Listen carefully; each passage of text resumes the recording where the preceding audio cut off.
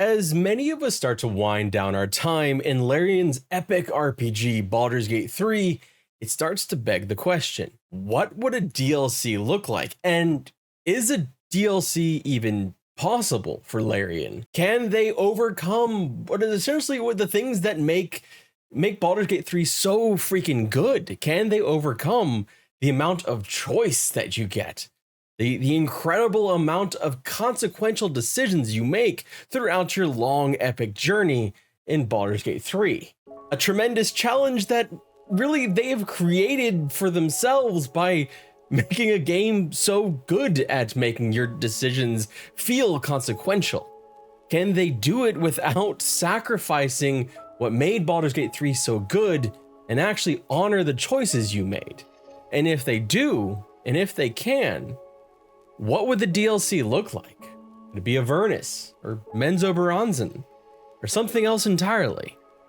It might seem a bit ridiculous to already be talking about sequels. After all, Baldur's Gate 3 launched just a couple months ago, and it took freaking 6 years to develop. But screw it, we're kind of insatiable over here, so why not take a look at like what would be a wish list of the incredible things we would love to see from Larian when it comes to a DLC or as an expansion, however you want to think of this terminology, for Baldur's Gate 3. But before we jump into this, I need to caution something here about spoilers.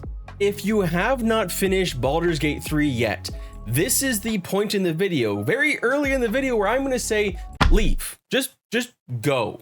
It's really one of those things where I care more about the spoiler-free version of Baldur's Gate 3 for you than the watch time that would help this channel grow. So please, if you haven't finished, just go. But if you really want, if you're hankering for some Baldur's Gate 3 content and you're also wanting to avoid some spoilers, I did cover the fact that I caused a massacre in Baldur's Gate 3 and later found out that it was completely and utterly avoidable. And I did it in this video right here. So if you want to check it out, go over there and see how terrible I feel about what I did to those poor. If you have played though, let's get into it. Spoilers will begin in 3, 2, 1. Now. Okay, so we have to talk about a few major things when it comes to the self-made trouble Larian would find when creating a DLC. And it all starts with one of the best parts of Baldur's Gate 3. Choice. By this point, we've all heard the astounding number, 17,000 endings. This alone creates pitfalls. How the hell do you have 17,000 beginnings?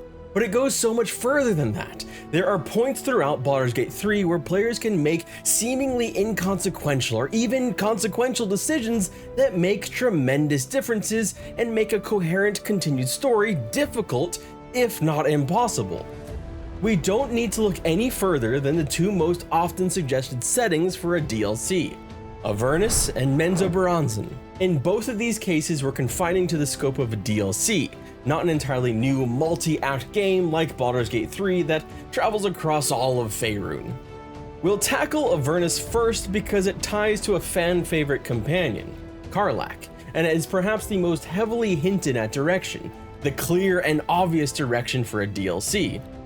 If you recruited Karlach, if you didn't turn Karlach into a mind flayer, if you didn't let Karlach die, if Karlach didn't leave your party because you sided with Minthara. There are so many points in which your consequential decisions could lead to a very different ending for Karlach. One that does not see her entering Avernus before she's about to die, saving her from that truly awful and heartbreaking fate. And if you missed that moment, you missed one of the most heartfelt and emotionally charged moments in all of Baldur's Gate 3. In fact, here, I want to relive it with you because god damn, this is an intense moment, and this performance by Samantha Bayart is just, it's phenomenal. And the writing that led to this point is also just fantastic. It really just cuts so deep when you consider how Karlach's story played out. We did it, soldier. The city's going to be all right. and so are you.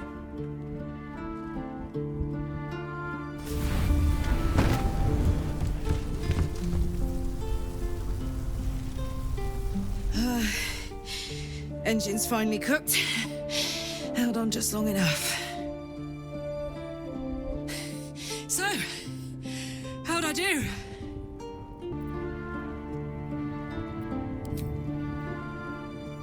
So are you. My friend. My companion. I adore you.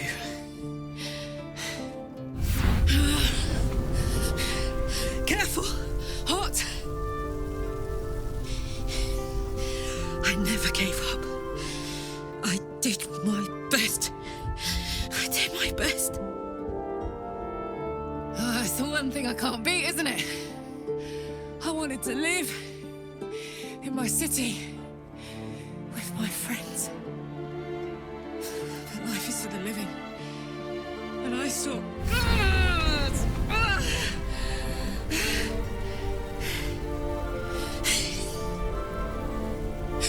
Goodbye, son.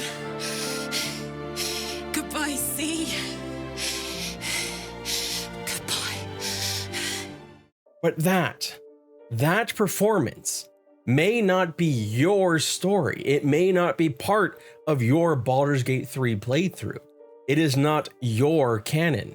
The eventual scene where you and Karlach go to Avernus, or you, Karlach, and Will go to Avernus, or just Karlach and Will, all of that could not be what had actually happened for you. So this is kind of how this big issue comes up for Larian. One of the greatest things about Baldur's Gate 3 was the amount of choice you were able to make and how it was very consequential. How can they create a DLC that still honors that choice?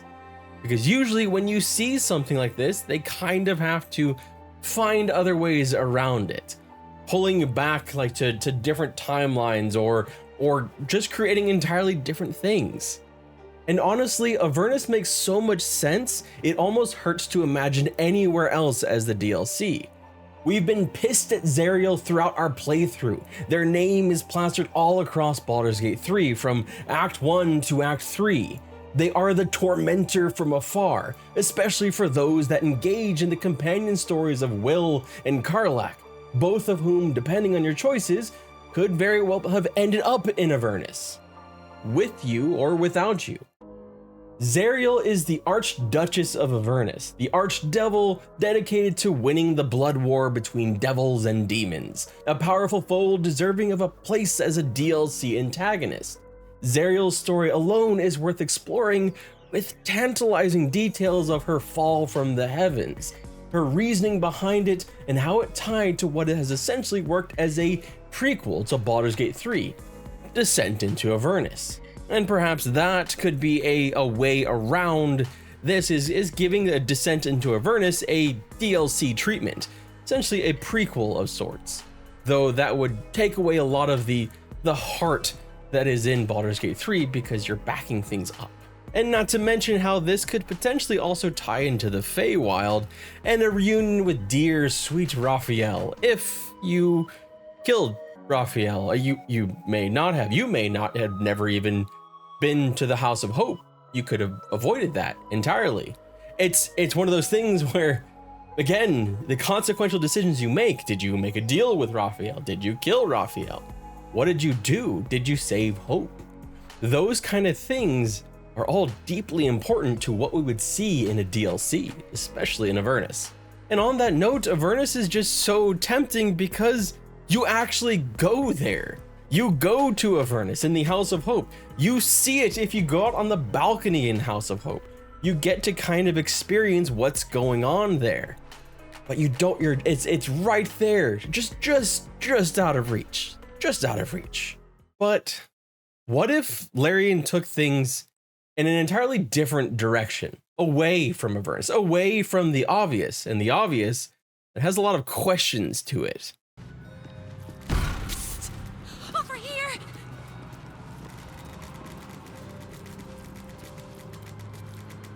Menzoberranzan, the jewel of the Underdark, lies beyond. Menzoberranzan, city of spiders. Of course Raphael has dealings in the depths of the Underdark. What if they took you back to the Underdark? Menzoberranzan is an intriguing locale given your journey through the Underdark, the connection with deep gnomes, illithids, several drow and Dwergar, and of course, the matriarchal drow society's place in Faerun's history. This one is perhaps a little bit less obvious than Avernus, as there's no looming threat to you or your companions, but it was brought up as a potential DLC by Cameron Lucas over on Game Rant, and they make some very good points that I agree with. Menzoberranzan, for those unfamiliar, is one of the cities of the drow in the Underdark. It's also one of the two choices for your background as a drow in Baldur's Gate 3. It's the birthplace of perhaps one of the most legendary characters of all of Forgotten Realms across various media, R.A. Salvatore's Drizzt Do'Urden.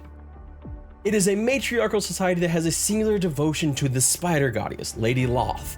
To follow Loth is chaos, a goddess of cruelty and malice who takes joy in betrayal and bloodshed while demanding utter fealty and obedience from the drow.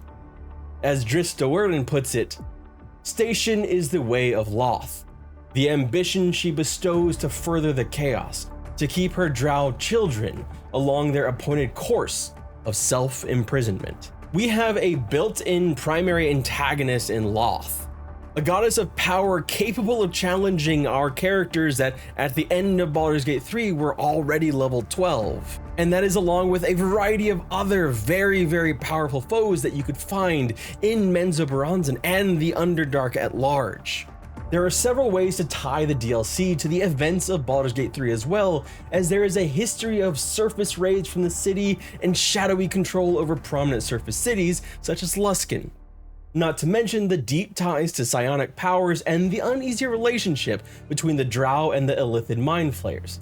Something of particular interest, as there seems to be not an insignificant number of drow within the arms of the Absolute during Baldur's Gate 3, and not just Minthara, though her connection to Menzoberranzan as a Baenre is really essential here, one of the major families in the history of Menzoberranzan. And it is here where we get to see a little glimmer of hope of how Larian might be able to take the choices you made and actually take them and put them into a DLC while still honoring them. That perhaps if you chose to save the tieflings and you killed Minthara Baenre, well then perhaps you're going to this whole discovery when you go into Menzoberranzan, finding out more about Minthara through notes and other NPCs and things like that, just uncovering her story as well as perhaps larger plots going on within the city.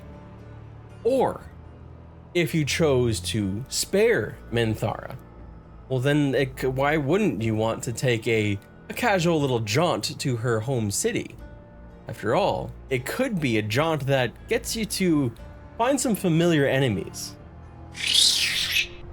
Through non-aggression pacts and occasional trading, the drow may be one of the few societies to openly work with a mind flayer.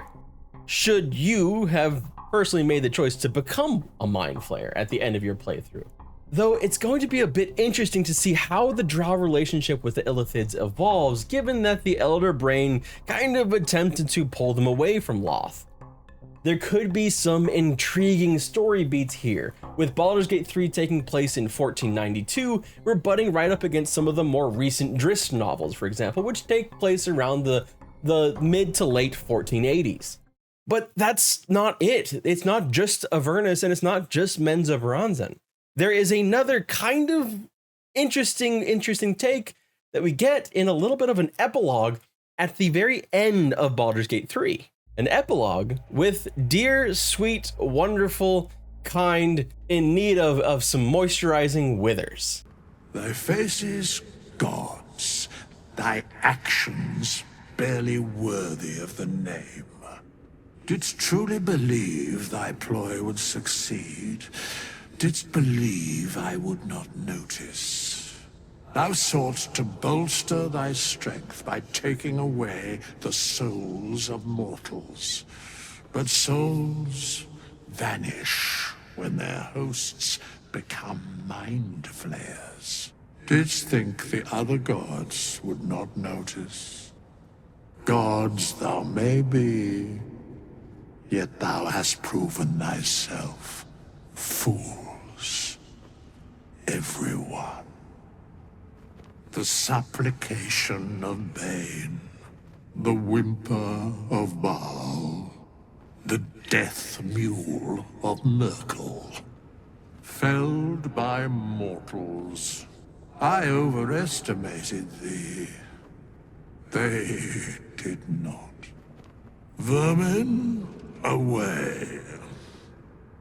Thou wilt trouble us no more. Withers here sounds like such kind of a disappointed parent, upset at his children's failures and overestimation of themselves. It is nebulous enough that it has caused theories that may have at this point been confirmed in-game, that Withers' true identity is that of Jergal, the god of death. It is bolstered by the discovery of a book in the mausoleum in the Baldur's Gate graveyard. Withers, or perhaps more accurately Jergal, the original god of death, who had given Bane, Merkel, and Baal the three aspects of their power. Given Larian's penchant for the divine, I mean, after all, they do have an entire game that is dedicated to ascending to godhood, it makes sense to look at the explore Jergal and explore what Jergal would be, would Jergal be coming back as the god of death with the three aspects vanquished? How is that going to work out? As well as his casual little mention that the other gods took notice of the attempt to turn all of these people into Illithids because they would lose their souls once they did. We could see DLCs of interacting with Jergal or Loth or even Asmodeus. There are so many ways they could take this game if, of course, they can find out how to make these truly ridiculous spells of D&D once you get past level 12 to work in game and not be entirely game breaking. Though of course, I suppose it would be pretty easy just to have some kind of thing happen where they lose all of their power. After all, we already had in Baldur's Gate 3, Will lost all of his powers when he was taken. So why couldn't that happen with similarly as a kind of even just like a thing where you could say like, it's an effect of like the loss of the tadpoles, that having that loss, it degrades the power of your player. Just start everybody back off at level 1. Although I'm sure people might at times get a little bit upset about losing all of that power. But all of these DLCs, they butt up into that issue of choice. How can Larian pull off a DLC that respects the immense amount of player choice that has been granted through the game? Sacrifices are probably going to have to be made. Depending on your decisions with Karlach and or Will, they could have far-reaching impacts on the legitimacy of a player's choice, and it goes beyond just choices around these major characters like Karlach and Will or Minthara. Did Gale become a god in your playthrough by taking the crown? What about Lae'zel and her faith or broken faith in Vlaakith? Again, we see more divergent paths for the DLCs, and that's both the problem and the solution, and perhaps something solvable in a way only Larian could. A way that would make this solvable, if not difficult. It's basically being okay with players missing out on content. Before we get into the proposed solution though, I want to talk about what would be first the easiest way to solve this. And it kind of goes along with what other games have done in the past, like Mass Effect, Dragon Age, and even The Witcher. Serial RPGs have usually had to rely on a sort of default or canon story, one that follows the decisions they laid out because it lets people come into a later game without the need to play the games that came before it. I mean, just imagine if you couldn't have played Baldur's Gate 3, Mass Effect 2, or Dragon Age Inquisition if you hadn't played all the prior games. It's a non-starter. In some cases, games allow you to load in your saves, altering the story that you will experience. In others, they let you play it out through in-game actions, recalling the events, and essentially telling the game your own history. But there's always a sort of default option, the canon. And Baldur's Gate 3 kind of did this as well, a canon reasoning for Jaheira and Minsk, as well as the descent into Avernus, which was part of D&D and not the Baldur's Gate game. This would be the simplest way for Larian to go about making a DLC. Say, for example, it's canon that one way or another Karlach ends up in Avernus. That allows all players to follow the same path in a DLC, and it would probably please the majority. I mean, who really was going to let Karlach die after all? How could you? But what if Larian did something truly unique and truly Larian? What if they created a DLC with the same beautiful mindset that they created Baldur's Gate 3, being willing to create content that many players will not see? Like, example, creating the entire storyline of Minthara, which a lot of players won't see because they tend to mostly pick the good path when it comes to games like this. What if the DLC has a set path, perhaps always starting with Avernus, but a player who imports a Baldur's Gate 3 save where Karlach has died, maybe they have an alternative reason to be there, a backup reason. Perhaps it's Raphael or Will or Mizora even. Perhaps they were pulled there against their will. For other players, it's as straightforward as continuing the end cutscene, but for players that didn't go that route, there are still ways to pull you into this starting area and to create a story that is based off of the decisions that you already made. But what if your decisions instead led you to the Underdark? What if there were ways to tie these two together, merging storylines based on your decisions? So if you had chosen to join Minthara, you may start in the Underdark but end in Avernus, or vice versa. If you saved Karlach, you may start in Avernus but end in the Underdark. This would obviously take a tremendous amount of work, and it's probably one of those things that's just exists in the dreams of content creators and gamers like myself that are, a little bit unfamiliar with just how much shit goes into these games. But I still like to think about it. They've already done in some ways the same kind of things by having backups to backups. If you let the tieflings die, there are backup NPCs to that. If you chose a companion to die, they have backups to that as well.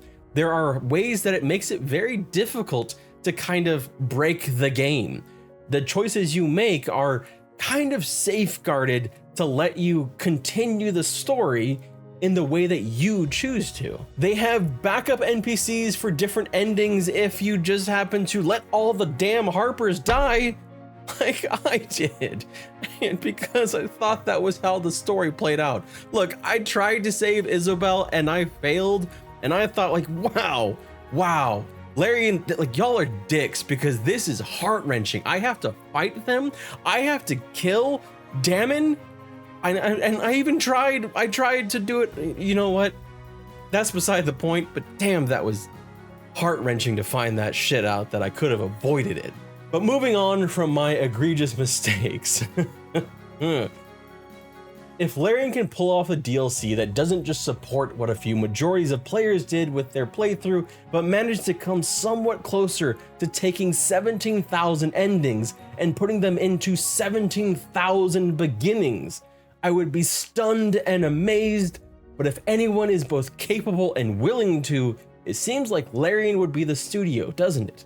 Especially after Baldur's Gate 3's incredible success, as well as the incredibly high bar Baldur's Gate 3 has set not just for other games, but specifically for a Larian Studios game. But hey, with no plans for a DLC anytime soon, and more patches rolling out just for the base game right now, and them talking about taking a break after how long and how hard they've worked on this game, it's probably going to be a very, very long time until we get even any sniff of a DLC for Baldur's Gate 3. So in the meantime, I just want to enjoy the theory crafting of it. And I want to hear what you would personally love to see. If you could pick any DLC, any potential DLC of something that you would go on for Baldur's Gate 3, what would your DLC be? Let us know down in the comment section below. I really want to see, do you all want Avernus? I mean, that seems like the fan favorite right now, probably because of Karlach. Or would you like Menzoberranzan? Or would you like something else? Do you want to go to or do you want to go to Waterdeep? What would be something you're really interested in exploring in Forgotten Realms?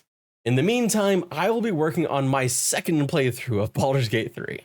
Thank you so much for watching. My name is Redbeard Flynn, and I hope you have a wonderful day.